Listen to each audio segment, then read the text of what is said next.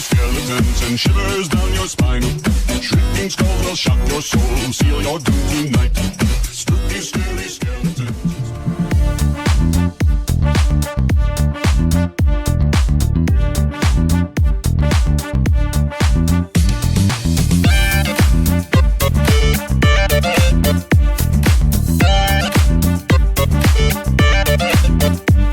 Hello, and welcome to another episode of Casual Master Quest. I don't know why.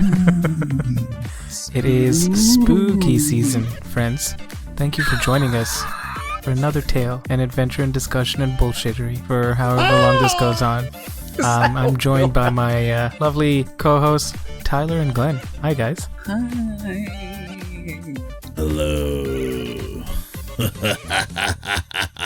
Now we both have to talk like that for the rest of the episode. Oh, fuck that. It's like both of us would be like, dead. Yeah, we had an idea that I still think we want to do eventually. CMQ Extreme, where we just yell. Yeah, just heavy guitar. Hey Tyler, how's it going? Great. I'm doing great, brother. Macho Man. I just bought this shirt. I'm gonna rip it. Oh, that's Hulk Hogan. Oh, shit. Rat Macho Man Randy Savage. The brother thing was right. Yeah, you got that. Oh, yeah. So, before we're gonna go into like how everybody's been doing, but I really want to hear specifically about how Glenn's been doing, because you weren't here last week. Why is that? I was, just chilling in Barbados. No, I was at TwitchCon. Yeah. Okay. Before you get into all the other discussions, did you see Blink 182? No, we went to the concert and the beers it was $14 for a beer. We paid $60 to get into a concert where we had to pay $14 for a drink. So we stayed for Al Ra, and it had been a long day. And my wife said, I paid for this and it's totally fine. What would you like to do? And she's like, this is fine, but I don't care about waiting for another band that I don't know to sing Blink 182. Because guess what? Lil Nas X canceled the day before. Right. So nobody got to see him, and that's actually the only person I was really excited to see. Because I saw they were doing like little like interview shows between the artists and stuff like that with people that were, content creators and people at Twitch. And Tom, one of the guys from the band, just like busted into the interview, and I was like, oh my god, he has not aged well. Like, I'm sure there are still really cool funky dudes that would still run down a beach naked, but like, my god. Mark Hoppus, because Tom DeLonge used to be with them. That's right, Tom DeLonge. Yeah, Tom DeLonge did Angels and Airwaves. Yeah. It was Mark, and I was just like, man, no, I didn't see them. We opted to. You know why they didn't age well? Is because they look the same. They look the same, but they just have like. Well, gullets. yeah, no, they've got like old people stuff, right? Yeah. Like they've aged normally, but the issue is that they're still like they've got the 2003 like spiky like gelled up hair, like thin strands of frosted hair, like tips. Yeah, they just haven't. Their style hasn't aged. Frosted. Yeah. No. They become immortal, but stuck in the fucking 90s. Yeah. It's like with the GIF with the I can't remember his name. It's like hello fellow kids, and he's holding a skateboard and walking like a high school hallway. I know who you're talking about too. What is that? That's exactly what Blink 182 is. PC? But tell us about the other parts of TwitchCon. Like, how was TwitchCon was awesome. I've been to a lot of cons before. I haven't been to one recently. Usually it was Comic Cons and like LA Comic Con and Long Beach and stuff like that. But found out they're launching a TwitchCon in EU in Amsterdam next year. So that's really cool. And they announced that they are keeping the con in San Diego for the next 3 years, which is cool to know, just because we'll know where it's at. The convention center was amazing. I got to see a lot of professional gaming, got to make some connections with some people in the tabletop world. I didn't really like promote myself super hard. I was mostly there to just kind of, because I know that like 60 to 70% of the people that are there are just community members wanting to meet Twitch personalities. So most of the people there are there to watch people, and so I wanted to like connect with what the community was like as people. And just kind of see what they were like. So that was a lot of fun. It was really cool. Got to try out the new Magic the Gathering set. Got some cool swag pretty much everywhere I went since I was an affiliate. Yeah, like I got a Twitch. Yeah, it was a lot of fun. I connected with a few people. Like I did, I tried to kind of like just be there, and not be like constantly being like, "Hey, look, it's my name. I'm Razeth. Follow me, Razeth, right. Razeth." I didn't want, because most people were going to be doing that. So I liked. There was a few people I saw, like Meg Turney, if you're familiar with who she is. Mm-hmm. She works for Rooster Teeth. She's a pretty cool personality cosplayer. And there was a couple other people that I recognized, other people that I did not recognize, who treated everyone like trash because they were obviously better than me.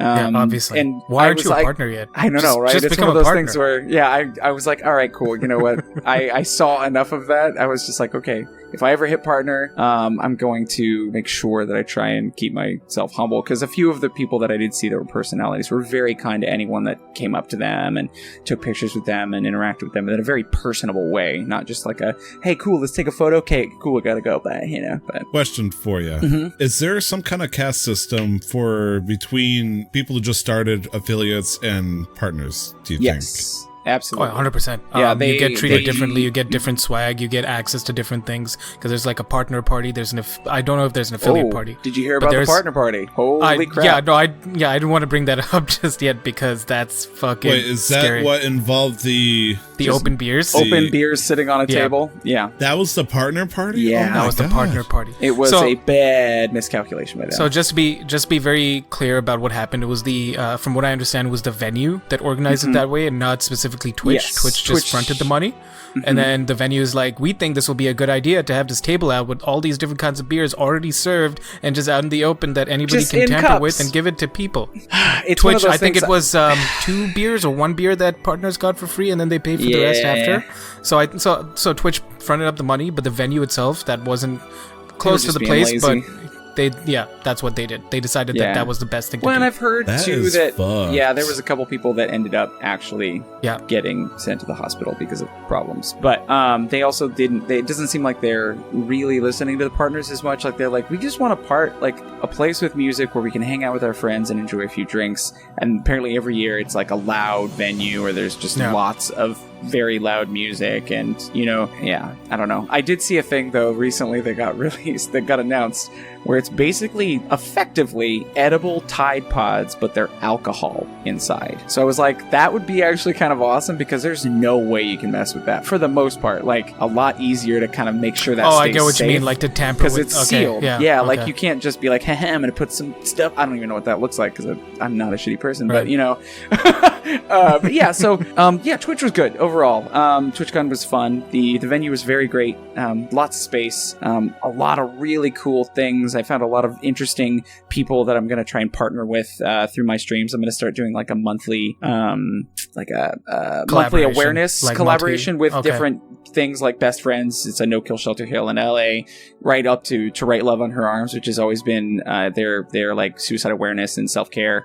They've always partnered with musicians, but they're getting into the gaming scene. There's another one that's like promoting, PTSD care of veterans post-service and stuff like that. Other ones that, there was a human crane that I got to do where I reached down and I could have won, an RTX 2070 graphics card, but I won like an MTG playmat. So like, it was a lot of fun. A lot of people to connect with, a lot of ways to help you grow. It was very evident that most of the stuff they had there was geared towards helping Twitch streamers grow. And, because they succeed. If we succeed, then they succeed, because they're just going to make crap tons more money.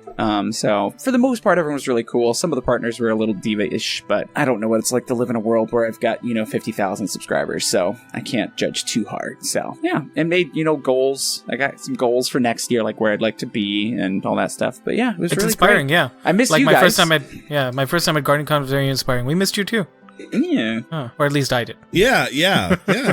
Totally. Like the only other issue that I had with TwitchCon this year was that panel they did about consistency in enforcing like rules and bans. Oh, I was there. Did you watch it? I watched bits and pieces of it. I feel like I watched enough to get an idea of like, oh, that poor guy. Twitch is in over their head, or they don't care. It's one of those things where I feel like there's hoops to jump through that we don't see and they can't legally talk about. You know, like when they brought up the idea of, you know, like, I had no idea that when you got banned, you could still view. You just can't chat, and you can still follow. I thought that when you got banned, you can't chat. If you try to, even if you view, sure, you can stay a follower, but when you view the stream, it's just a black screen and chat is muted. Which is what a lot of people want. Yeah. And it would be, I feel like that's a pretty simple fix. I'm not even talking about IP bans. If somebody wants to make 18 accounts and follow me, great, that's more followers and, you know, more viewers, and you're still watching me, but you can't actually see me. So I understand, especially for, you know, female streamers who are being harassed by people in sometimes very inappropriate sexual ways, and those people are just allowed to consistently make new accounts and come back in immediately and then continue the harassment.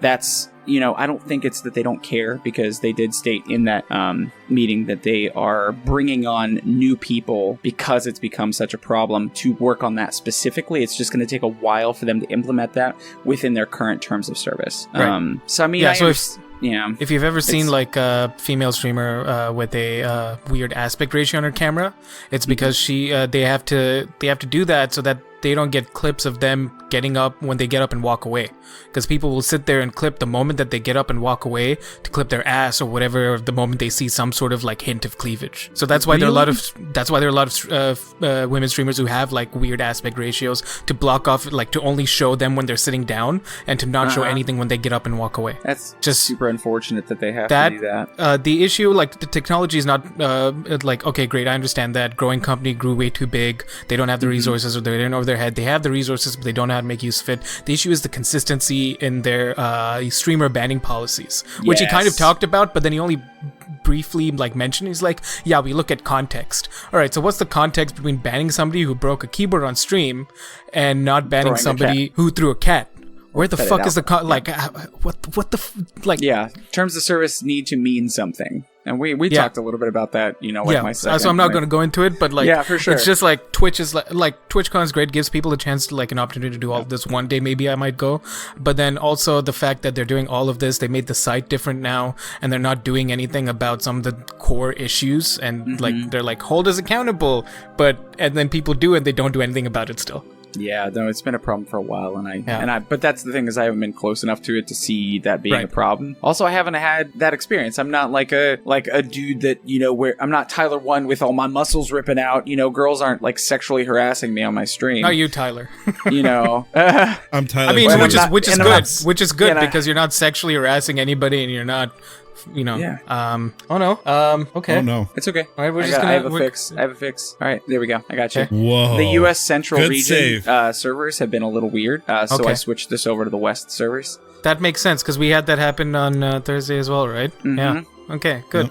Yep. I got you. Good save. Good save, Len. Len, you're the fucking best. For somebody who always, you know, and this is gonna be a backhanded compliment. I'm very sorry for this.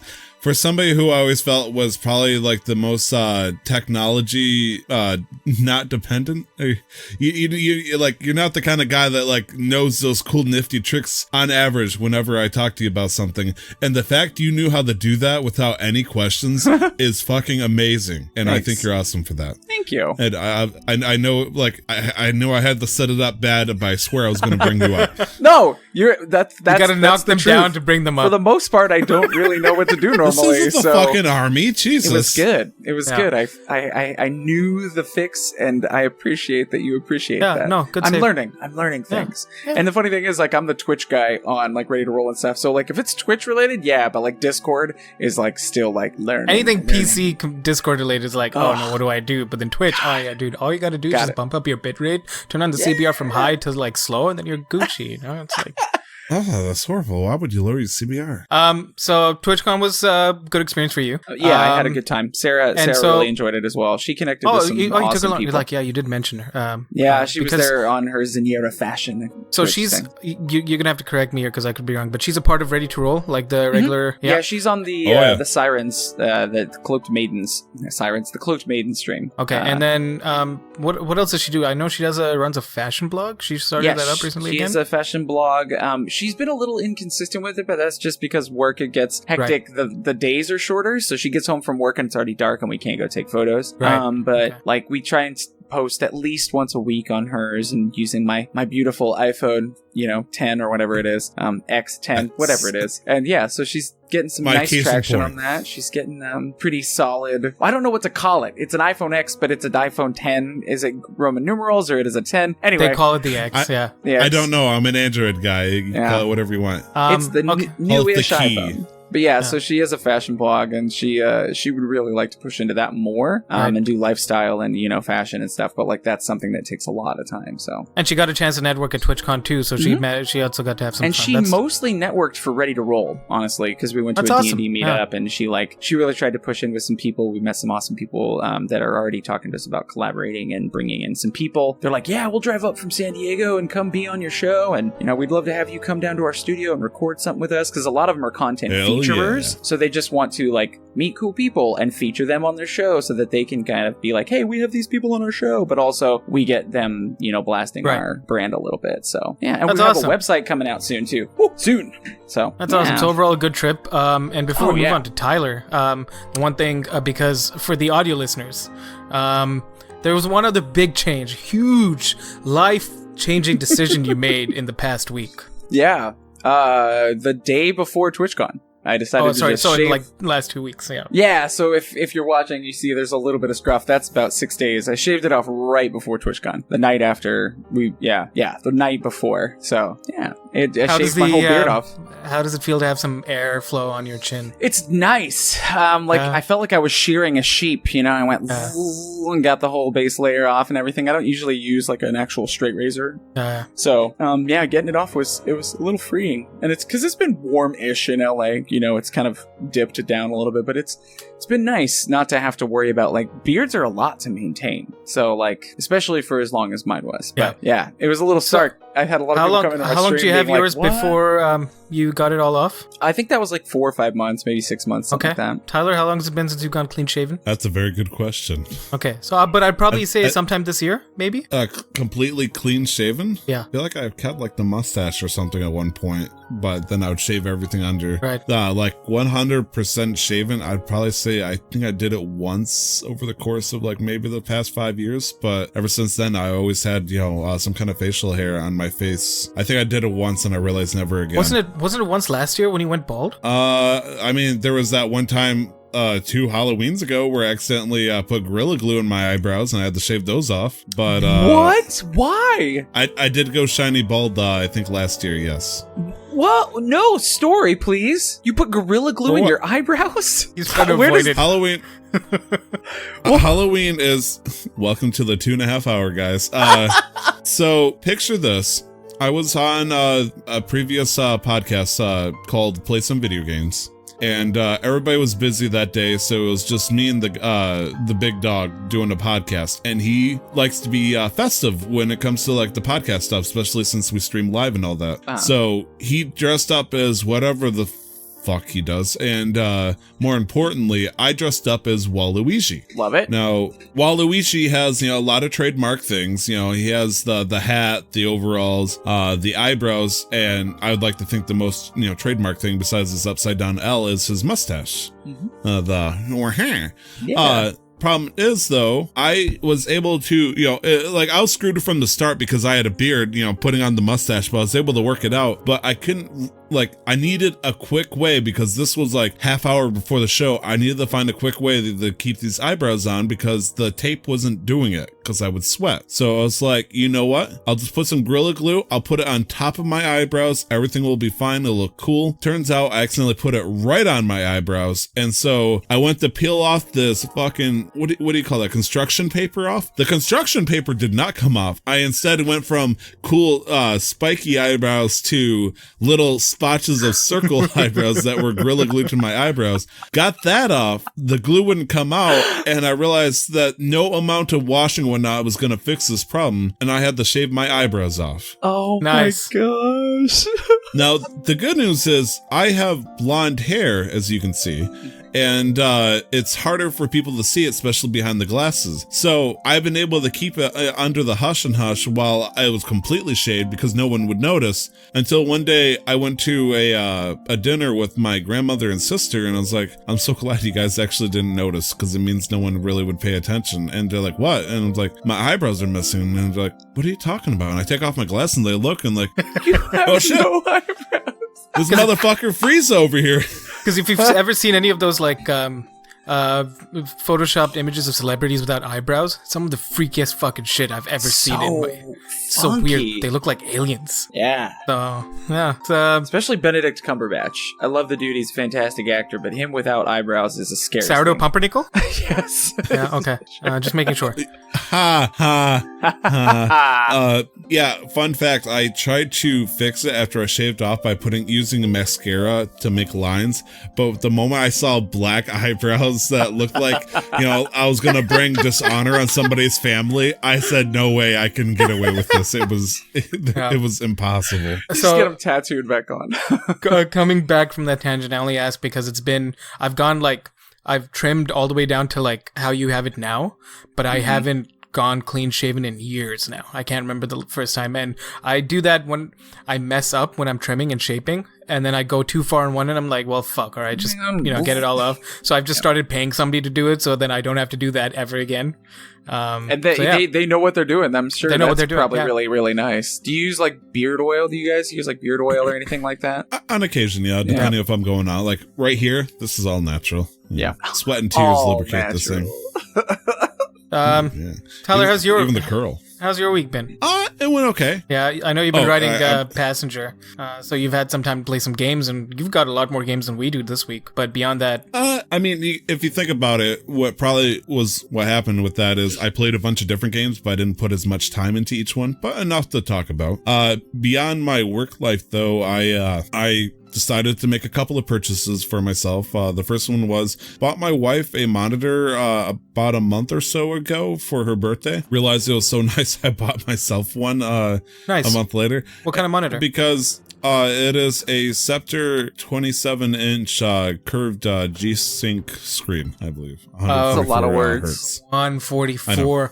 That's the fucking dream, but they're so expensive. 144 hertz? Yeah, because it's better for FPS specifically. I'm only like 120. Well, okay, 120 is also like I have 60. I have to play all my games at 60. Maybe mine is 60. I don't know how to tell that. But yeah. Like your standard computer screens back in the day is 60 from TVs and whatnot. So I have my 32-inch 1080 TV, and it's been doing great for, just playing random stuff like Minecraft and stuff, because you can't tell. But whenever I tried putting something on my other screen, the screen is from like 2012. Like it's an LCD that's losing its brightness and all that stuff. And I realized that I just never used that screen. It wasn't that satisfying. So eventually I said, screw it. I decided to get this, and I don't regret it at all. It's pretty nice. Yeah. And I was actually against the idea of curved computer screens. Like it just seems silly, it's a gimmick. Kind of like it, It's weird. It's like, Yeah, I feel like it makes sense for an FPS again, because it kind of like it emulates real life even more, so it builds a better immersion, because as you go, like your field of view goes wider, it kind of like curves around like your peripheral vision. But I can't, like, again, it's gonna be one of those things where I don't know if curved was a gimmick or not, but then it just boosted up the prices so much that it's gonna take a while before it comes down, before I can even think about affording it. Right. This is definitely the low end model. It's not the perfect one that because some of them out there in American dollars can go between like $400 and $700 depending on how crazy you want to be. Holy this crap. is the budget one that I got for $169, and after I bought it, they bumped it up to $200 on Amazon. So I'm like, okay, good deal. What's the input delay? The what now? Input delay, input lag. So there's so your standard TV will have anywhere between 20 to 60 millisecond input lag between you pressing a button on your controller and you actually seeing the action on screen. And so for FPSs, that's why people even playing on console, they run stuff through a computer monitor, because the input lag was was considerably less. And so anywhere between 1 to 3 milliseconds is what you need. So I was just curious. If you don't know, it's fine, because you're not a big proponent of FPSs anyways, and even if you do play FPSs, you're not as competitive as I get. So I get pretty anal about like how much that is, and whether it fits in my budget. Because really, that's all you need. I don't care too much about the colors. I mean, and I'm the opposite. It needs to look pretty for me. Unfortunately, I'm looking at like the information right now. It doesn't give that like on face value. I'd have to look into it a little bit deeper. Which is fine. I was just curious. It's not, no. Huh. Okay. Beyond that, though, I decided to spend a little bit more money than I'm usually used to. But I decided that it was a worthwhile thing. Detroit Animal Control Center, or Animal Care Center, DAC, as we call it, made a big post for all of Michigan to see recently, saying, hey, you must understand that even though Michigan is a no-kill policy state, that doesn't mean that we don't have to euthanize if there's not enough room for new animals to come in. And, you know, it went into sad details about how, you know, like somewhere around, I think 700 dogs had to get put down because no one would adopt them, and there would be another 2,000 that would come in, and animal shelters have the right to refuse and whatnot, and sometimes they just don't have enough supplies from budget reasons. Right. And they're making this clear that people stopped donating because they thought the animals would all, you know, go to this magical, ever-expanding land that will continue to have, you know, food and whatnot until they finally find their place. And it was a bit of a heartbreak because I'm a big animal lover, and so they're asking people to donate to your local animal shelters. And so it was weird because I didn't know that my local animal shelter took donations, and so I ordered on Amazon. Like they don't want money. I'm sure they do, but they can't accept it like that. They want supplies essentially. Right. And so I ordered a shit ton of dog and cat food, litter, and all that stuff. And I tried to make it anonymous, but I don't know how well Amazon Slip can do that. But it's like, you do something like that and you try to make sure that they know that they're appreciated, you know? Just my trying to put a good chip on my shoulder this week. Right. Because I'm in dire need of it. Beyond that, though, I made a mistake. I'm not following the American president on Twitter, but of course, what comes around goes around. Eventually, you find stuff. He who must not be named. I see. I will not ignore the whole the tweet itself. Everybody knows what I'm talking about. And I made as Glenn goes, what is he talking about? We'll fill you in because it's been a wild week. Okay. Look at this president's tweet. Anyways, somebody on it started singing Bohemian Rhapsody in lyrics. And I made a mistake of continuing it, and I have gotten no less than 200 to 300 notifications as people have liked this little chain I became a part of. Like, there's a video somebody made about this whole thing, probably for some kind of ad grubby site, and I'm a part of that. I've turned off notifications. I still get notifications. I either delete, maybe block Trump, or I have no idea, but I keep getting notifications for, this person liked Mama just killed a man. And it's like, I just said those, Bohemian Rhapsody. Those 4 words. It's like, I appreciate the thought that you guys think this is cool, but I mean, there's a lot of white people that like the song Bohemian Rhapsody, and we're going to sing it as somebody else says it. It's like Journey's Don't Stop Believing. It's like, once you sing a single word, people will pick it up. Mama. They get turned. Ooh, fuck you. Anyways, point is, had fun with that. I'm learning new D&D mechanics such as multi-classing and all that stuff. The problem is, though, with D&D and multi-classing is if you do it the right way, or if you try to metagame in any way, you can accidentally make it, or intentionally, make your character a little too powerful than what the DM can handle versus somebody like a character can multi-class, let's say 12 bard or an 8 sorcerer is going to do better potentially than a level 20 bard. Like there's just, with the right combination, it sets it up. And so I'm trying to find a way to not overdo it, but enough to just do it. Right. And it's been interesting, and I'm still waiting to see what the ramifications that Glenn had warned me about sometime last week about being blessed by God and then choosing to sell off my soul to a different God who may have different values. But maybe. Been doing that. What's up? Oh, I said maybe. Maybe. We'll see. We'll watch their cousins. Oh, that'd be great. When the Traveler and the Raven Queen are cousins. Yeah, when the true neutral Traveler and the lawful evil Raven Queen are supposed to be dictating your life, maybe you're going to get some mixed signals about how to go about doing things. I'm excited. It's going to be a lot of fun. Okay, oh, that's fair. That's fair. I don't need any good in my life because I have Vul. And I think that's been pretty much it for my week. What about you, though, Nick? Busy. This week has been busy. So I talked about the fashion course I'm taking, and it's specifically about focused on textiles and sustainability. And I was gonna say this in regards to you and donating to your local animal shelter, Tyler. If you have unused like linens and like bed sheets and stuff, take them down to your local animal shelter because they'll more than happily like accept it, cut it up, and use it as padding for the pets and stuff, like for where they come. So that's one way to like make sure that at least you're not just chucking away. Like even if it's torn or like a little stained, doesn't matter to them. They can just clean it still and then use it as bedding. Let's say a towel with a ketchup stain on it means nothing if it helps keep a dog warm. Yeah. So that's one way you guys can recycle or make sure that things that you're not going to be using go to waste, because it's a big problem and basically the planet's dying and it's okay. I'm just here for a good time. That's basically the philosophy I'm taking away. But no, we're going to plan a event at the end of the semester, so sometime in November or December, and we've got 20 people in the class, and I don't know how, we haven't decided on specifics yet, but it's hopefully going to be a big event, and I'm going to make a push for event director, event organizer, because it's a shit that I love. I love logistics and figuring out like where people go and stuff. So yeah, I'm excited for that.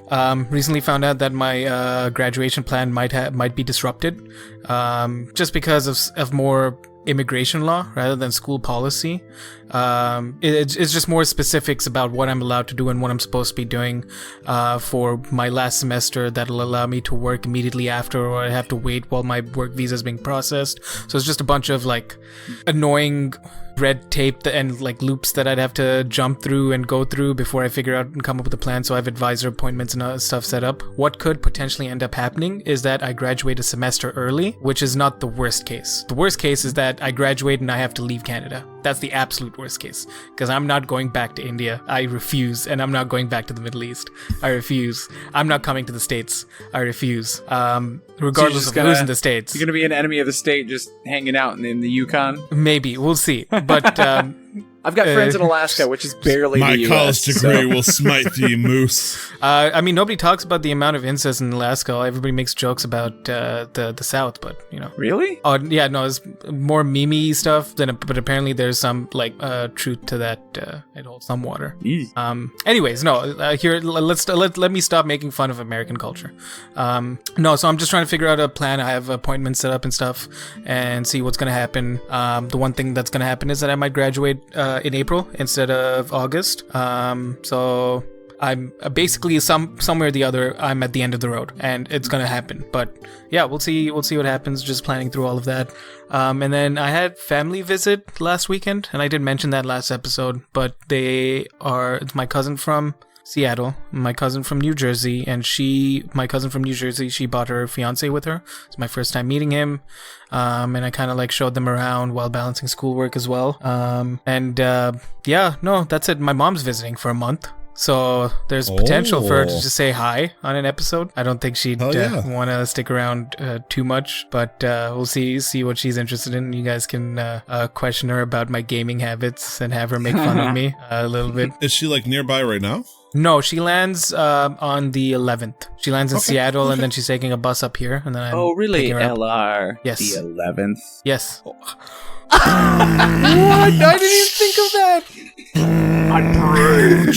You see, because I'm not LR out there in the real world. Mm-hmm. I am LR, but I'm not LR in the real world. I'm LR here, right? I mean, you are apparently to some people. To most people, in fact, even in the real world, you're called LR, which but what I mean is like with all that's just how it is. Even at GuardianCon, I just call people by their online names because that's who they are now. to me. And even so, when somebody says my friend who I play Overwatch with and we sweat our dicks off, and his name is Coma. When I met him at GuardianCon this year, and he's like, "Oh," I'm like, "Yo, what's your name?" He's like, "Jason." I'm like, "Nah, fuck that. You're a Coma." He's like, "Yeah, I prefer Coma too." So it's a weird thing. We had a brief conversation about this, but it is a weird thing. But we are a video game podcast. Oh, yep. We are. Let me check. But yep, we've had, yes, we are. I feel like we've had a good amount of discussion. Glenn. Yeah, 15 minutes. Before we get into the games you played this week, I wanted to ask, at TwitchCon, I know they would have set up like gaming stations, but did they set up like gaming, like is it like PAX where you had a chance to try out games that were going to come out soon, or there was some devs showing off like up and coming games or like betas or demos? More that. I didn't get to try any of them out just because I was busy enough going to panels. Yeah. Okay, that's cool though. They did have a whole big giant booth for Sea of Thieves where you could meet the creators and a bunch of other stuff. But most of it was either like esports teams or like devs showing off new games that'll be coming out. Right. Because there's a heavy focus on like the Twitch, like the TwitchCon, the Twitch Rivals event for Apex and stuff like that.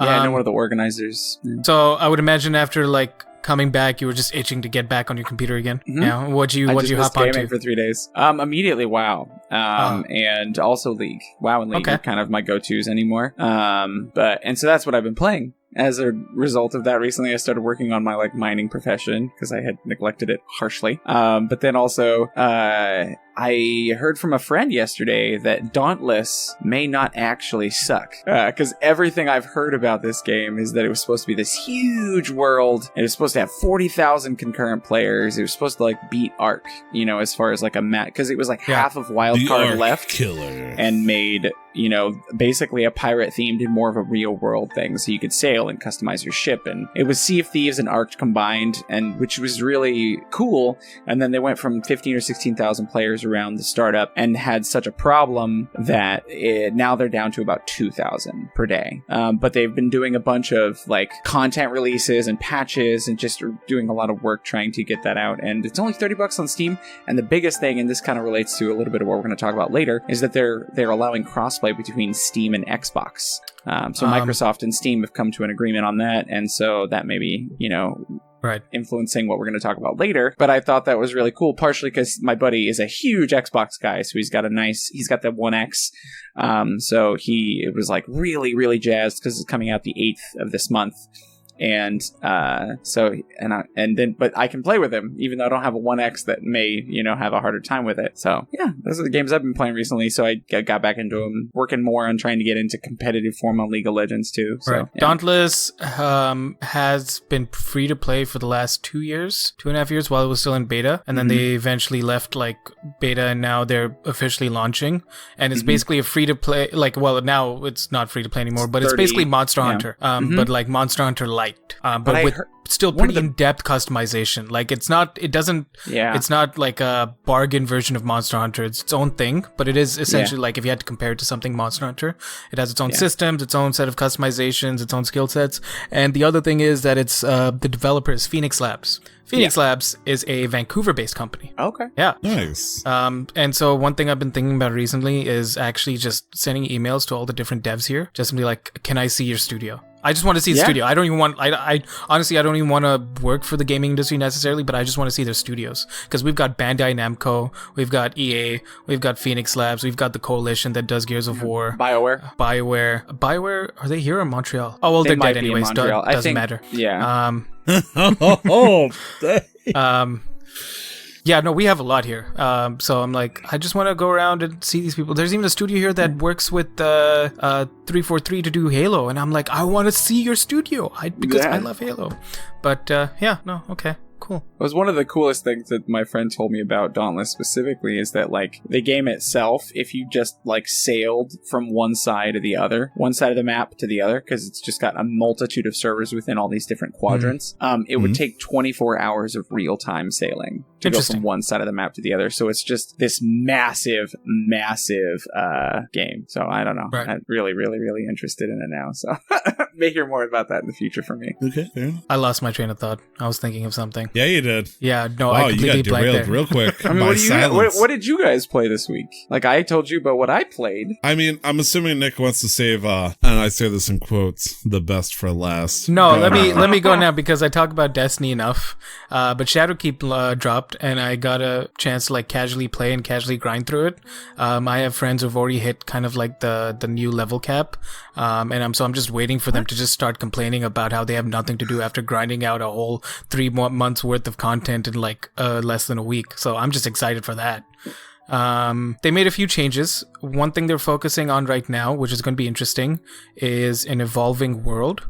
They've introduced a new destination, and so for this season only, so up for the next 3 months or so, there are going to be events and activities that you'll be able to play, but only for these few months. And then after that, they're not going to be there anymore. And so they're kind of building it up week by week, all slowly unlocking different things and different quests, so that you feel like you're having a direct impact on how the world's proceeding, and how the story's proceeding, kind of.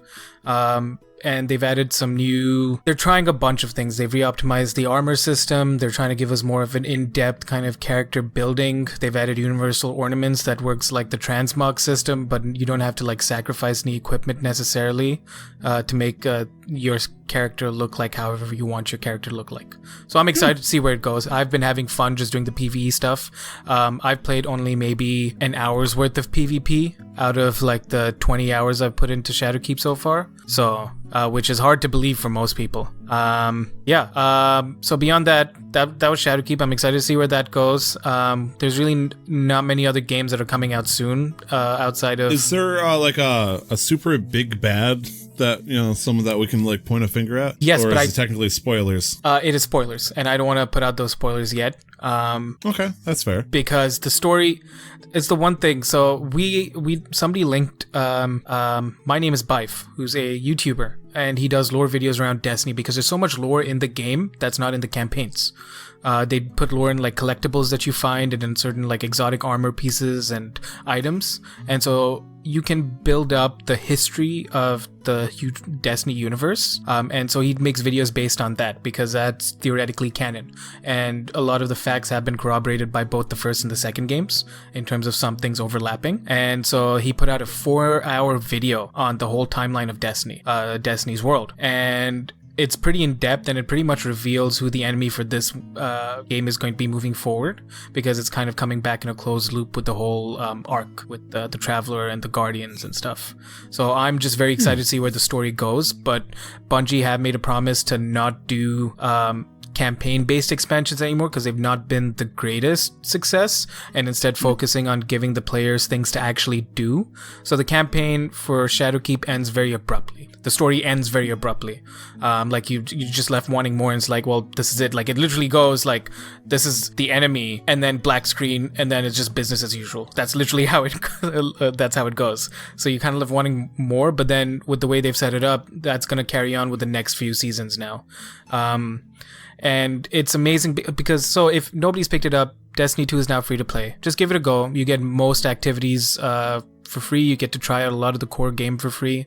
It's amazing. I've heard a lot of bad things about that, actually. What do you mean? No, I'd like to learn more and talk. Like, I've not heard anything bad, so any bad I'd like to discuss. It's an unfortunate thing. We did talk about this last episode with Snaps. Yeah. That we felt like Destiny as a community is probably one of the most inclusive and accepting fan bases you can think of. So what happens when you make it free for anybody to play? Right. Yeah. You're going to get the shitters. You're going to get the Fortnite effect. And it's gotten bad enough that the Shaq's motivational Twitter account has spammed, "Yo, Guardians, cut the stuff out. You're better than this. You don't curse each other out and call each other, all these expletives. You fight, it's fair. You talk strategy, have fun." And so... But, I mean, that can be said for just about any game, though, that is free to play, so...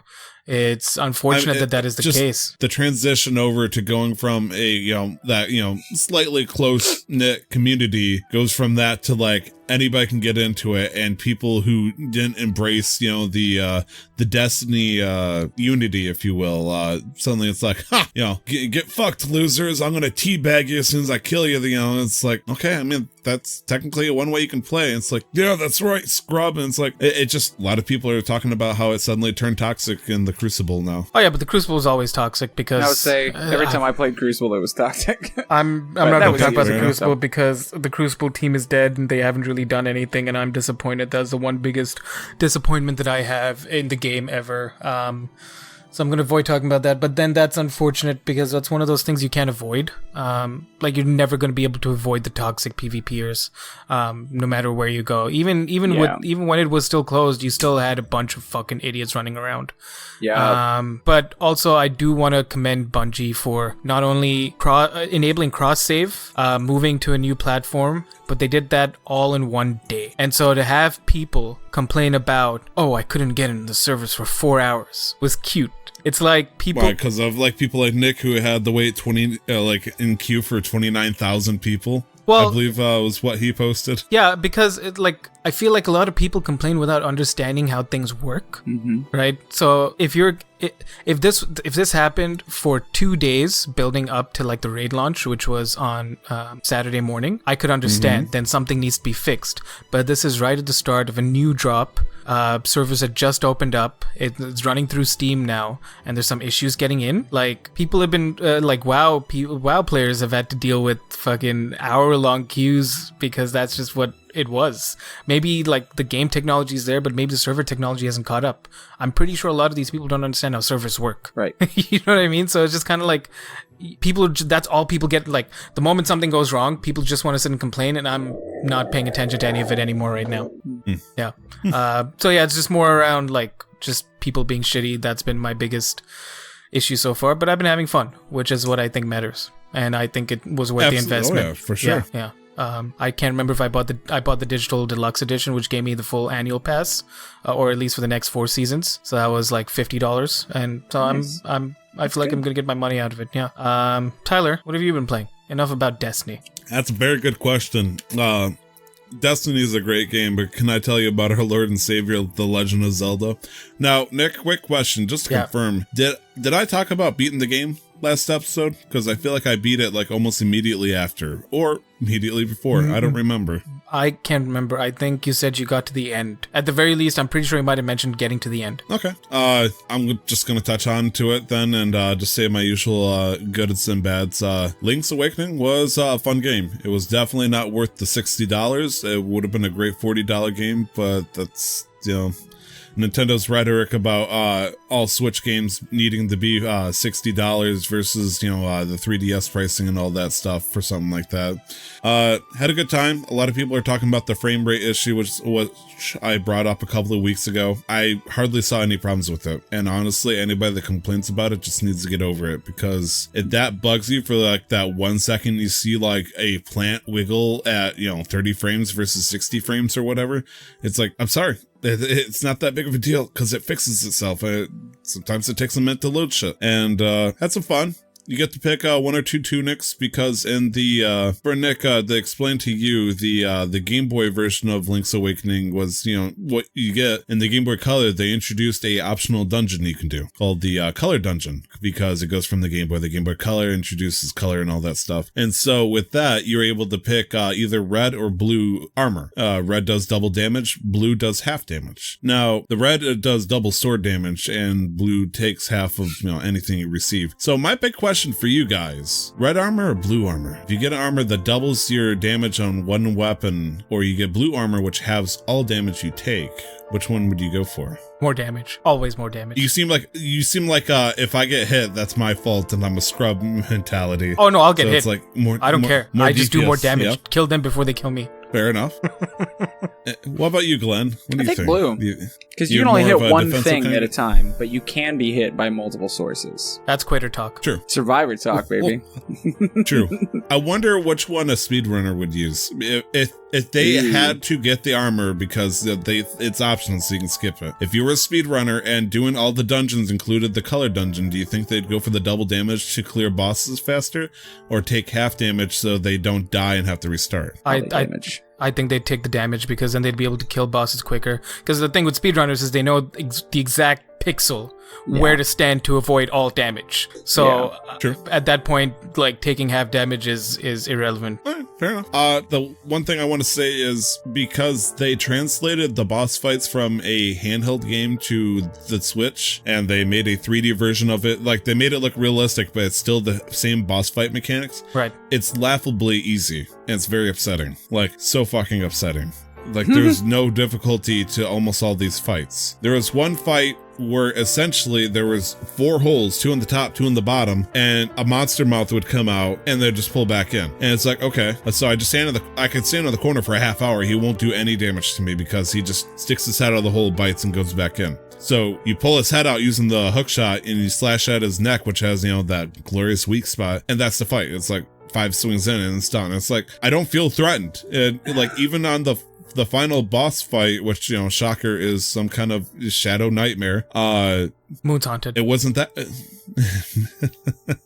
The moon's full. Shit, sorry, that fucking meme. There was a moment where it looked kind of hard for a second, but then it just turned laughably easy, I guess. Like, it has like 4 different stages, and you get an item called the fire rod, which you can use indefinitely. There's no magic meter, so I just sat there chucking away at my fire rod, and it would just damage the boss because he couldn't reach me. It just felt like there could have been a little bit more difficulty to it that I would have appreciated. But since they were going true to the word, and Glenn, are you holding magnificently still? Yes, you are, because I saw the reflection in the mirror. Yes, I had to look in the mirror and see something. I'm like, oh. Anyways, other than that, it was good. It was a fun game. There is like hero or legendary mode where you can play where you don't get health back and all that stuff, and I don't want to play with that bullshit. Okay, everybody's looking at me and laughing. What's going on here? Do I go to booger? Oh, no, nothing. You're good. Keep going. Did I do something where I said escorts again? Because no, it's just that Glenn did the thing where he's doing right now, and then you didn't notice, and then but I noticed, so yeah. And you noticed and I noticed, so okay. Yeah. Link's Awakening, had a good time. Probably won't go back to it anytime soon. There's a dungeon where you can make your own dungeons, a la Super Mario Maker style. Nice. Where they just give you They give you squares that you can put around. You can rearrange like the 8 dungeons into like some kind of custom thing. Problem is though, it gets boring. There's really not that many benefits, which kind of sucks because it sounds like a cool idea. Make your own Zelda dungeon? Hell yeah. But there's not as much options as you'd like. It'd be cool if like Super Mario Maker, if it was Super Zelda Maker, where you put these enemies exactly right here. There's this puzzle you put right here. That'd be cool as shit, I'd like to think, but them's the breaks. Anyways, other than that, I got to play a lot of games on my Switch, which included a indie game called Nefarious, where you get to play as the bad guy in a Mega Man style game, if you will. And it was the combat is questionable. It's like baby's first combat game. Platforming though is good. It's average, but it's good. But the storyline is fucking fantastic, and I like the level of comedy. It does have that boring trope of instead of rescuing the princess, you're kidnapping the princesses, so you can make a giant princess powered death ray. Thankfully, the princesses are self-aware that this is just an annoying gimmick, and they're actually given like 5-star treatment at the wherever, or they wanted to be kidnapped because they didn't want to be where they were anyways. So like they're trying to make it seem like it's okay that they're not giving women agency in this game, but it's an indie game, and they don't go too far into it, so it's a good game. I picked up Let's Go Pikachu. I got the last gym badge, and I am just entered the Indigo Plateau. Nice. Like after putting it down for months at a time, it's like I'm finally gonna beat this, but then I stopped being passenger, so I probably won't touch it for another, give me an update next year. I might do that before I finish, before we pick up Sword and Shield. Just finish off Let's Go Eevee, at least beat the Elite Four. At least, so justify the purchase kind of, because it just feels like it was a game we appreciated, but then we went and then it just kind of came and went real quick. Yeah, I don't know what it was. Other than that, though, I played some NES games because anybody who has Nintendo Online has a bunch of NES games, which included Link to the Past and Super Mario World. Beat Super Mario World, that was fun, but I also beat it using Star Road, so it wasn't as nice. took all the secret entrances and all that to get to the boss and all that stuff. And that was pretty much it for video games for me this week. Nice little diverse spread. Yeah. And I do agree with Link's Awakening. Like, I wish it was cheaper, because then I'd definitely pick it up. But what are you gonna do? You know, like a Nintendo first party game after 4 years is gonna be like $4 off. Most other games will be at least 25 to 50% off after 4 years. Right. True. That Nintendo Premium. Yeah. So, we're going to move on to the modular segment here, and it's a question penned by yours truly, Glenn. Yeah. The question, I just thought it really fun because we kind of like talked about like who we would play if we thought we were characters in something last time. I thought, and this is a little akin to another question I play, I just like to change things a little bit just because I like to see how the answers differ. So the question is, if there was one universe, a game universe, some sort of mythos, whether it's film, television, anime, movies, games, whatever, that you could switch for actual reality. This isn't like going into a world trying to escape. This is, if you could make this world reality, what would it be and why? Yeah. Like, do you want the world of Borderlands to exist? That sort of thing, yeah. I would like to make a prediction right now that when you say game, movie, anime, etc., that Nick's answer can fit all of those categories. But hey, what do I know? I was going to say, I want somebody to guess my answer. Well, does it feel like I bullseyed that one? No, actually. Pokemon, I was gonna guess. Yeah, Glenn's right. That's what I. Oh, okay. No, you did the finger guns, and I'm like some sort of like. Overwatch. Okay. Look, what you think? Destiny is a game, but it doesn't have a movie. It doesn't have an anime. Guess what does? A fucking Pokemon. It's got fan-made movies and it's got an anime opening. So checkmate. Oh. Okay. So why would you choose Pokemon? I mean, even if the answer is obvious, like give us the bullet points of why that would be. First one, immortality. You're always 10 years old, no matter how much time progresses.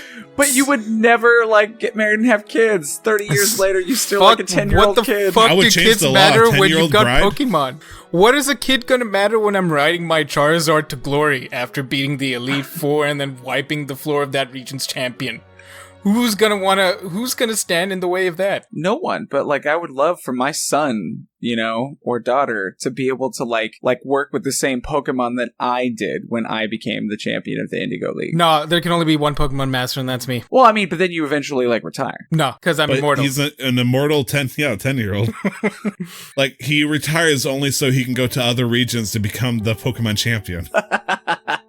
Then it's like that one fucking picture of where people joke about when D&D campaigns go to oust a vampire. I don't remember what the image was, but the context. But it shows somebody walking down a stairway with a fucking torch saying, "Where the fuck are you, Dracula? You owe me money." It's like, I imagine you coming back to a region after you were champion. You're like, "Who the fuck's in my seat? Get out!" shoot. But no, like the Pokemon movie, the Detective Pikachu movie was like kind of like solidified like that fantasy of what it'd be like to live in a world with Pokemon and kind of like be a Pokemon trainer. Because that's like, I think out of every game I've played or every book I've read or everything that I've done that involved a mythical world of any kind, Pokemon's the one that always left me the most like curious. That's a world that I fucking daydream about, and I have been for a while. Right, so like without a question in my mind, it'd be the Pokemon world with all the goods and bads that come with it, with all the god-like Pokemon and all the Pokemon are being treated as prisoners and Team Rocket. Yeah, Team Rocket. Yeah. Can you imagine like fighting the Mafia and if you just win in a single battle, they give up? I mean, realistically, the thing would be like, imagine though, like when you put it in a real world context, then you'd have Pokemon tailored to like your profession, and then so you'd have a Greninja and you'd be sneaking around rooftops and shit, being like a spy and going around into other places. You know how fucking sick that would be? Yeah. Right? Or you're going around with a healer type. Who would James Bond's Pokemon partner be? Like that sort of thing. Who would Dave Grohl's Pokemon partner be? Oh my god! Wouldn't it be that speaker guy who has the speaker ears in the mouth? No, I think he needs somebody more metal. Like that's just somebody being loud, but Dave Grohl needs somebody more metal. But like that's the kind of things like like that's what I think would be fascinating. Like that's the kind of nerdy shit that makes me like really like fucking excited. Yeah, cool. That's a great answer. Tyler, are you the same or? I mean, the natural answer would have been yes, because I'm not sure if it's just a deep innate fear or what, but when you think of all the cool things you'd want to go to, there's also the attached dangers that come with it. So it's like, I could say, I'd love to be in something, like a populated Breath of the Wild post-credits, but it's like, there's still fucking moblins out there that will fuck you up, and it's like, if I'm gonna be the wagon driver, like my real life profession,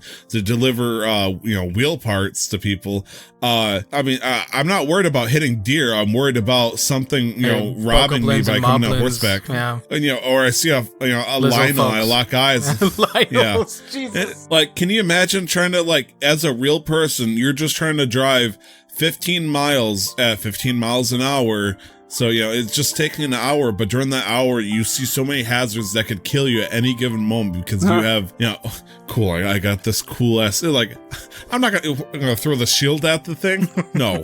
No, thank you. Pokemon, you can live a normal life, but you can also choose to have additional effects from it that isn't crazy. I was thinking of stuff like the Marvel Cinematic Universe kind of thing, but it's like, well, those movies are cool because there are superheroes to protect humans from supernatural threats. And it's like, if I take away the superheroes, likewise, I take away the supervillains. So I don't have to worry about get fucking dusted so I can, shake hands with Peter Parker. It's like, I'm good on that, Okay. But I'm sorry, I'm going to be lame. Pokemon is close enough of a safe answer that if I could, do that, but still, try to live a normal life by our standards, yes. I thought the Ratchet and Clank universe would be cool too, because I was a big platformer, and so being able to explore all those different galaxies would have also been really interesting. But to level with Tyler as well, which there are your threats and good sides to it, so I just find a nice peaceful planet and settle there. No Man's Sky, being able to live in a universe like No Man's Sky, that would be lit. That would be insane, because for the most part it's not super hazardous. You just have to avoid the hazardous planets and the just avoid pirates. Yeah, that's Space it. Pirates. And don't piss off animals. Or be on noxious planets for too long. So it's just live like you live here and you'll be fine in No Man's Sky. Yeah, and No Man's Sky too, even if the pirates find you, you just go in a straight line long enough and they just don't chase you anymore. Yeah, that's it. Cool. I win. I love how you guys are fantasizing the pioneer life as this cool. Must be when the film producers started making Wild West films to make them all glorious and whatnot. It's like, no, that's not at all how that was for them. I'm pretty sure it was fucking miserable, but yeah. Unless you have wanderlust. If you're a person with true wanderlust, you're just going to enjoy that travel from place to place in the solitary. No, absolutely. Yeah. Do you have wanderlust, Nick? Sometimes I do. I enjoy exploring new places on my own. I want to go. Do you like exploring desolate forests? Come hang out in LA, man. Yeah, as long as I have my music, I'm okay. And I'd like to again, I'm trying to make my friend get their American visa so I can drive down to LA, because that'd be tight, but then nobody wants to fucking do it and it's pissing me off, because I just want to do the drive because I think that'd be a nice drive down the coast. Down the PCH, yeah. That'd be pretty dope. Down the PCH to the 405 and you take the 5 south across to the 405 and the 101. Sorry. Oh my gosh. The world that I would be scared. Invested in, I think, in being they're kind of in the same vein. The things that I mean, this is, you could probably guess, but Dragon Age or Elder Scrolls or the D&D, just kind of that classic high fantasy mythos. Because I know there's dragons, there's necromancers, there's demons and devils, but there's also, I like to think that I wouldn't just be me. I'd be no, of course, a guy who is somebody who can do something to affect that sort of, that I guess that should have been included in that, and you would be a part of it. So if you chose to have the MCU be a real thing, you would be a superhero, because obviously if Tyler, if you could be a superhero, if you had to make up your own, not who, if you could be an existing one, but if you could I feel like that's a good question. We should save that for another segment, because that's really good. If you could make yourself a superhero, if you could have a superhero with a superpowers, set of superpowers, usually being honest with that actually reveals a lot about your personality. So if we do that, we're going ready. deep. You guys still haven't done the interview episode with me yet, so, you know. Oh my gosh. Okay, Yeah, we'll do okay. We'll have to get Hello, to that. everybody, and welcome to the casual interview of Glenn. Yes. So let's talk about Sony. Sony, never heard of them. The greatest company on the planet. Yeah, speaking of being like wanderlust, trying to go on their own voyage by themselves in the middle of desolate technological forest, Sony made a big boy jump. When all the babysitters are so proud of them, like all the teachers are like, gold star to you, Nick. You're the host. I just took it away. My bad. No, that's fine. Basically, you boy. Sony's been testing crossplay for a while now in few select games, and crossplay has finally come out of beta, and they've basically said it exists should the developers choose to use it. And this article from Engadget specifically says, over the last 12 months, games such as Rocket League, PUBG, Dauntless, Paladin, Smite, and Realm Royale have enabled PS4 crossplay with other consoles. Xbox One and PC gamers will be able to face off against their PS4 buddies in the new Modern Warfare later this month too, so it's a little bit of a dated article, but that's what the beta was like. So there'd be a little symbol when you log into like the queues of a PC tower, or an Xbox symbol, or a PS4 tower, PS4 symbol. Or I think, I can't remember if it showed the consoles, specific consoles, or it was just a controller. I think it might have been just a controller. But yeah, crossplay was enabled. And what do you guys think about this? Because Sony's been very staunch on not working with other consoles, like companies that make consoles or other platforms specifically. I think that is a plan that will backfire on them. So I am very, very happy to hear, because I've been a Sony boy my whole life. So from the original PlayStation all the way up to the PS4, the only thing I don't have anymore is my original PlayStation, because we sold it when I was a kid. So I've got them all out there. I've been a big fan of like their, I know there are a lot of exclusive titles like Halo and some other things, but I feel like Sony's done a good job with certain platformers, and I think they've been the most consistent with making sure that indie developers have a chance to make things outside of PC as far as consoles go. So I'm happy to see that they're willing to collaborate at least a little bit. It was kind of like when they kind of gave up rights a little bit to the Marvel to let Spider-Man come in. So maybe that opened the gate for them to understand, hey, we can make a lot of money and our fans will thank us because they will be able to play with other people. It'll make us look good, and our sales will go up. So I don't know. I feel like it's a great move for them. Now I'm trying to think personally, what kind of games that are multi-platform that I would have wanted to play with other people. Like obviously Destiny would have been probably like the one that come in mind, but last I heard, the Destiny fan base on Xbox isn't nearly as big as the other two. Does that sound right, Nick, or is that something that I wouldn't know? No, that sounds about right, given that because of Activision, so their prior partnership with Activision forced Bungie to have exclusive content on PS4s. Okay. So games I would have thought that would make this cool, and I actually doubt this would work out this way. Minecraft. If I could play Minecraft on the PS4 and it's on the same software update as somebody playing Minecraft on the Xbox One in the same update, would we be able to play it together? The answer is I doubt it. But it would be cool as shit if we could. And Nick's like, why do you doubt it? Because I just don't feel like most times when developers, maybe Mojang's a little bit different because they got buku butts, but some builds just don't make the proper clearance with certain platforms. Okay.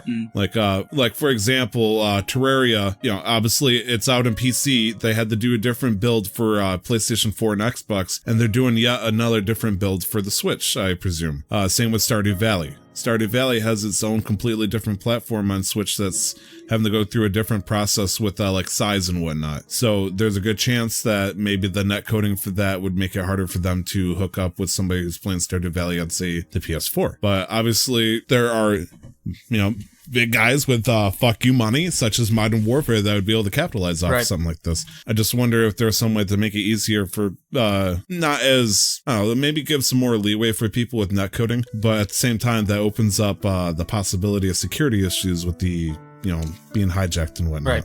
Right.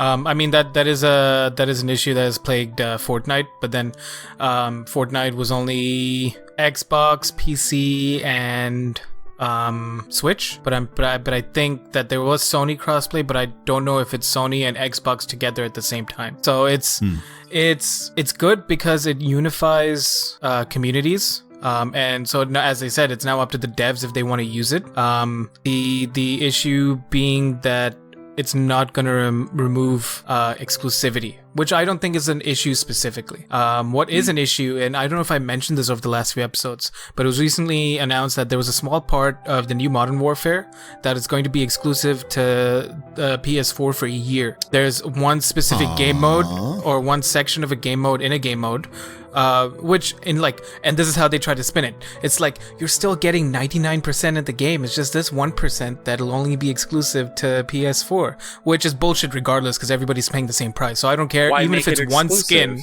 why am I paying more? Was always going to be my argument. It would be different if it was down like purchasable too. Like only PS4 people can buy this thing. Only that, but they're paying the same price. I wouldn't like that, but then that makes sense still because you're not paying more for less. You're not paying the same price content, for less. Yeah. So the other issue is that not only that it's exclusive for a year, is that by the time that year ends, there's going to be a new Call of Duty game that comes out, right? Because it's just a cycle of games that come out yearly, right? Yeah. So that's what I have an issue with, and not necessarily exclusivity, because these are still businesses and they still need to provide some sort of incentive to come to their platform specifically. But isn't that Activision less than it is Sony? Oh yeah, it's not Sony. So okay, cool. So I'm just more mentioning the issue in general. When it comes to like Sony, I think Sony is feeling pressured because they saw the love relationship between Xbox and Nintendo Switch, and they're like, I kind of want that. They're like I want to know that. Hey, Steve. It's like Squidward watching SpongeBob and Patrick have a good time. And then Bungie also made a big ball move. So when they announced cross-save, this was let's say they announced cross-save on a Friday. Up until the Wednesday, they had Microsoft and Steam on board. Sony didn't agree until like the day before or the hour before they made the announcement because Sony's like, we don't want to do that, and Bungie's like, fine, fuck you, we're not going to do that then. And so they were going to go ahead and announce it, and like the day before, Sony's like, okay, wait, well, we can make this work. So I feel like Sony's finally realized that it's not necessarily about, like, as you said, they stand to make money because the moment you open up these things where I played on Xbox and Destiny 1 for so long and I had so many people play on PS4 that I couldn't play with them. If this existed then, the amount of people that I could have played with and the amount of connections I could have made would have like tripled. Yeah. And it wouldn't have made me want to like leave Xbox either, right? And the same way with them, it wouldn't have made them want to leave like the PS4. It's just, I just wanted to play with my friends. Yeah, exactly. Tyler, you have something to add? No, something caught my eye that was a little bit distracting.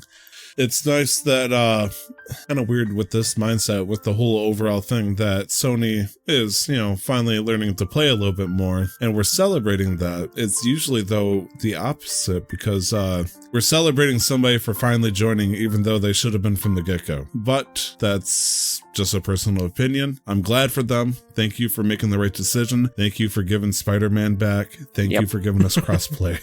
No, I agree with that. It's kind of like, well, time to stroke my own cock a little bit. But it's kind of like when I do something nice and somebody's like, oh, that was a really nice thing for you to do, and I'm like, well, like, are people not doing this for you in your life? Like, these are normal things that I think people should do, right? And I can't sit and hold people to like any standard of mine because everybody's their own.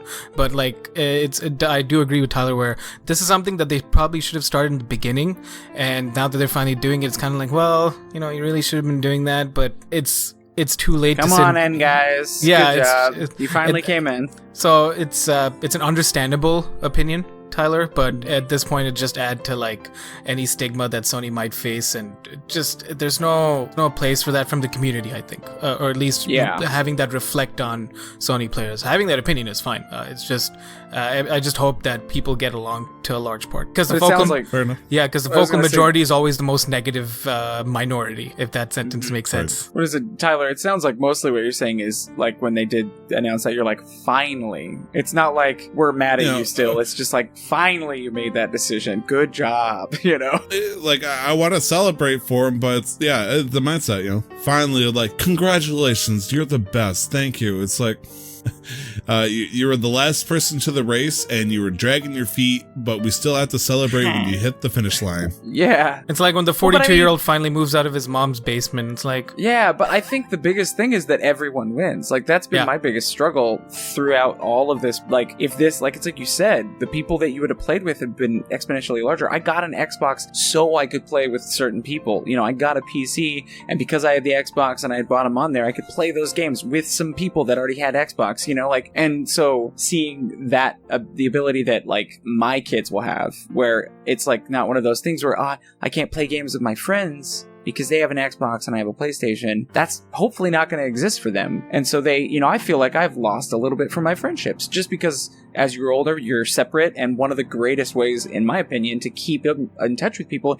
is to like try and have a regular game night where you spend with these older friends, whether or not it's once a week, once every 2 weeks, once a month, where you play a game you enjoy with your friends to keep up with them. And that boundary, that boundary now between consoles will no longer exist and won't hurt the consoles, but will actually help everyone. So, because it's not like, it's one of those things where I think instead of competing for customers, because at this point, it's kind of like being a nerd. I think doing this will not just make you fight for customers, it will expand everybody's market. And so, honestly, it's going to be something that's going to be good for everyone. So it's just, I think it's a win-win-win for everyone, you know? Yeah. Whatever benefits the customers, whatever makes the customers happy will benefit the business in the long run, even if it's a big investment initially. Yeah, absolutely. So that's Sony, and you know, some good news for the week. I think the last piece of news we had was maybe a little sad or upsetting or something shitty somebody's doing, but we've got good news. I can't remember what the last piece of news is. But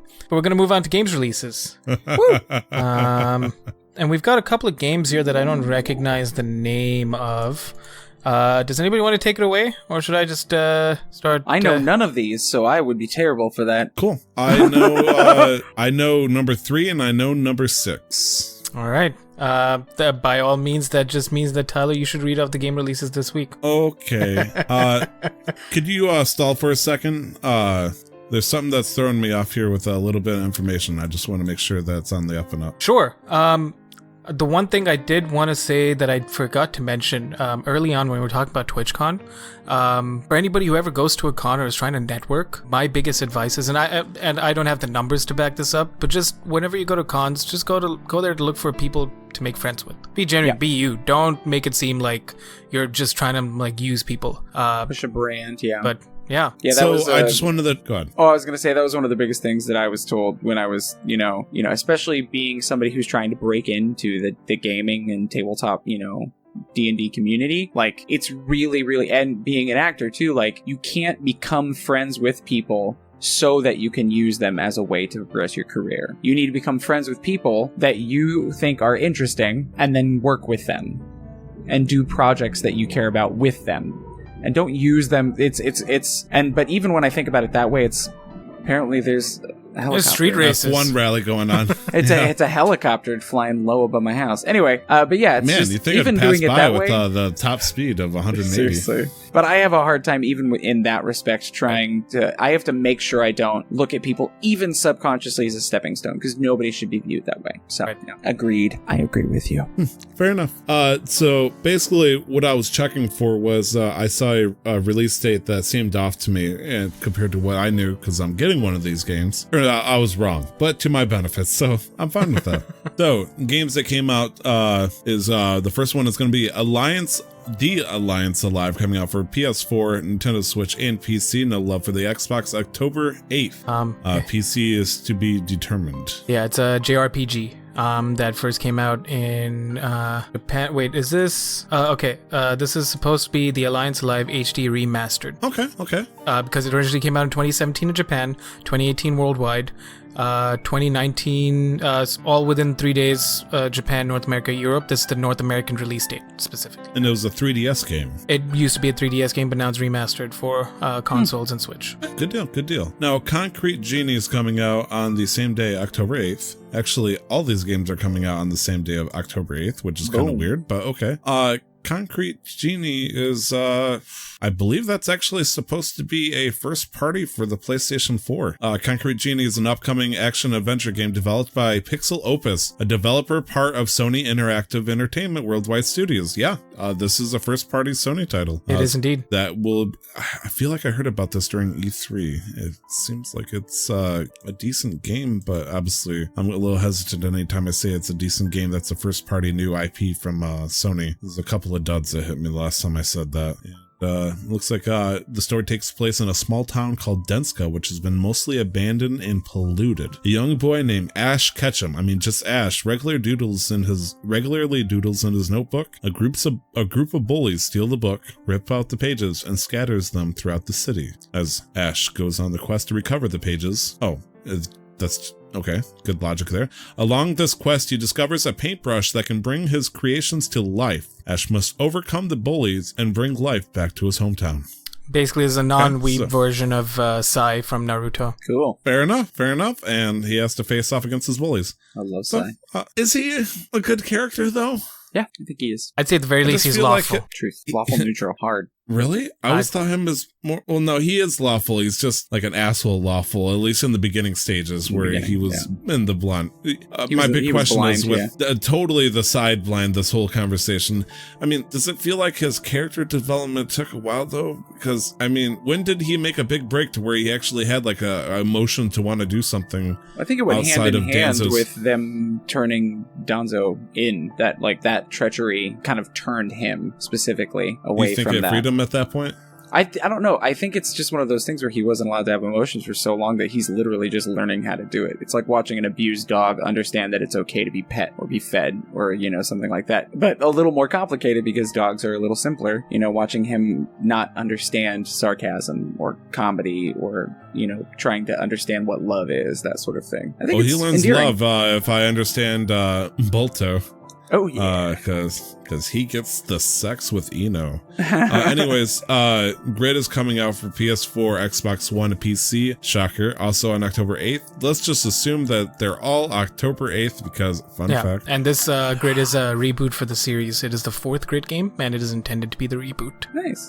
That'll be exciting. It's a well-known racing game. I believe a dirt racing specifically. Coming out for PS4, Xbox One, and PC, the game Indivisible is going to be making its big break, which is a role-playing platformer by Lab Zero Games, and it was published by 505. Going to be coming out... 505 is familiar. I feel like they've done something before. Twisted Metal, Brothers, A Tale of Two Sons. They did Terraria. That's why they're so familiar. Yeah, okay. That makes sense. I believe, were they the developer or the publisher? Publisher, I think developers are Logic. But hey, still, they help make it happen. That's fine with me. Yeah, another fun one. Trine 4, The Nightmare Prince. I have no fucking idea what this is, but it sounds Japanese shit. I'm going to take a guess and say it's Japanese shit. And results are in. Oh, do you want me to actually check to see if it's Japanese as shit? No, I have it up here. It actually doesn't look like it is. No.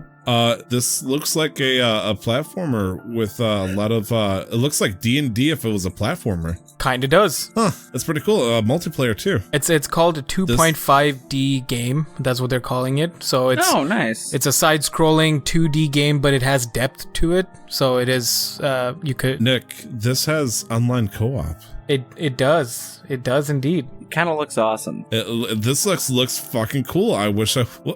There was actually a 4-player game at the arcade I used to go to where you got to play like a mage or a sorcerer or a fighter, and like you got to choose a class, and it looked very similar to this. I think we should look into this game. This looks like a fun game. It does. I'm in agreement.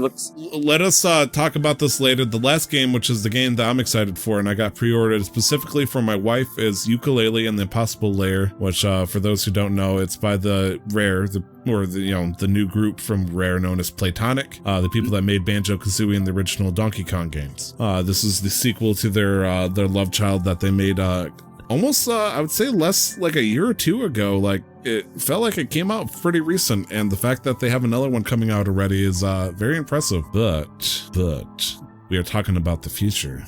Nick, let us talk about the past. Alright, so for this day in gaming, October 7th, we've got 3 games on the list and 1 company on the list, because I thought this was interesting.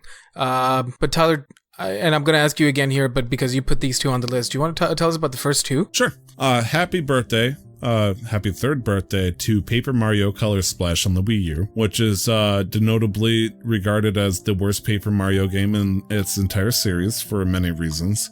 The most big one is I believe it's the only game to make you do battles, but it doesn't give you experience to level up anymore, which is fucked. Which, it's a RPG game that you don't level up anymore by battling, and a bunch of other problems, and people hated the Toad searches for those kind of games. And oh gosh.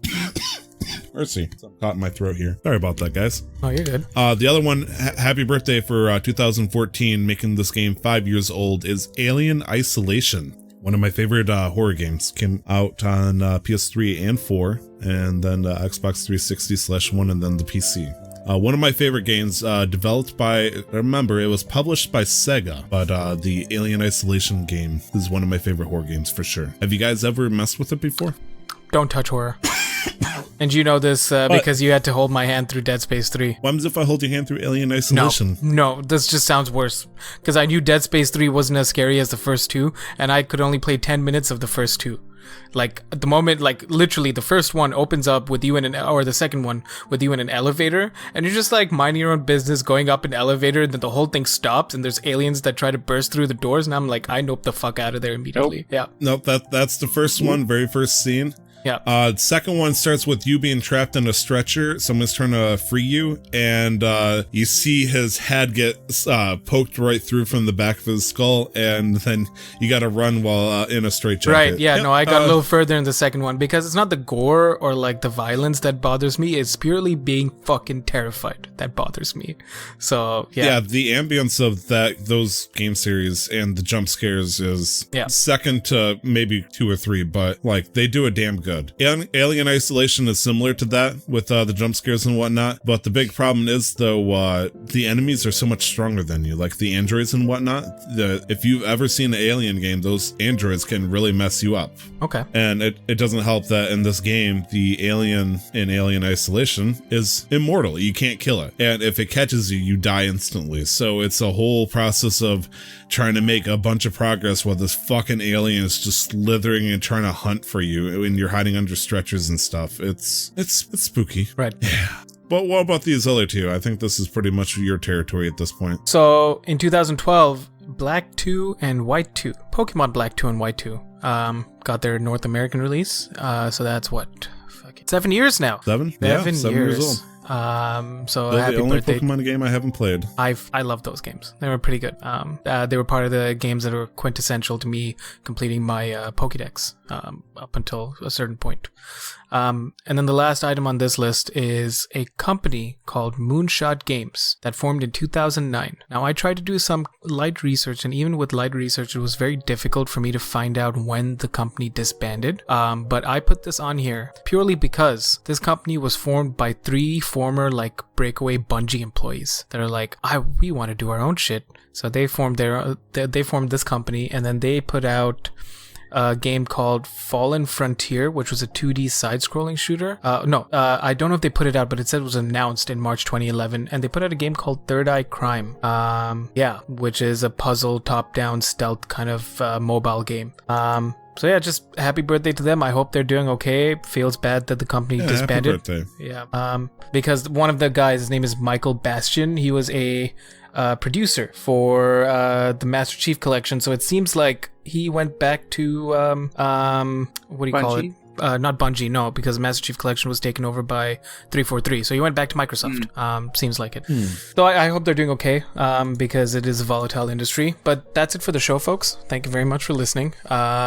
Tyler, where can people find you? You can check me out on Twitter at 2timestyler. All letters, one word, 2timestyler. Glenn, where could people find you? I'm on Twitch at Raezeth, Raezeth. I'm Ready to Roll with the number 2, and roll as in roleplay.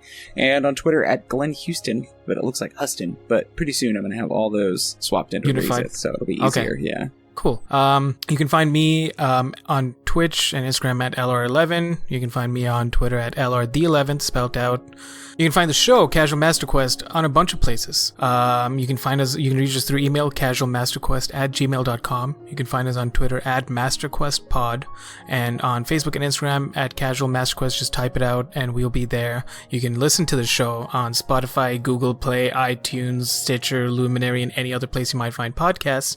And yeah, do we have anything else to add? Anything else going on before we end up here? Tyler, did we hit the D&D? Oh, right. Yes, it's new, so I should probably just list it out here just in case. But yes, we have a D&D podcast that we've launched called Casual Quest Masters, and it is up to episode 2 as of right now. Episode 3 coming out soon. We're having a ton of fun, I think. Yeah. I'm having a blast. Yeah. It's the three of us, including Brandon, who's very dedicated visually on stream, at least to his character. So yeah, no, that's everything. Any last words before we close out here? I think this was going to be a fun talk, and we'll see what Sony has in store for us. For guys who were confused at the very end of the show, this is episode 68 because we did 69 early for the last episode. Yes, and if you want to know why, you should go and listen to that last episode because it's one hell of an episode. But thank you very much for listening, everybody. That was Tyler. That was Glenn. Yeah. And I'm Nick, LR, whatever you want to call me. That was episode 68, and don't forget to never stop the grind. Be safe. Have a good week. Bye. I love you. Take care. Bye. I love you more. I love you most. Easier.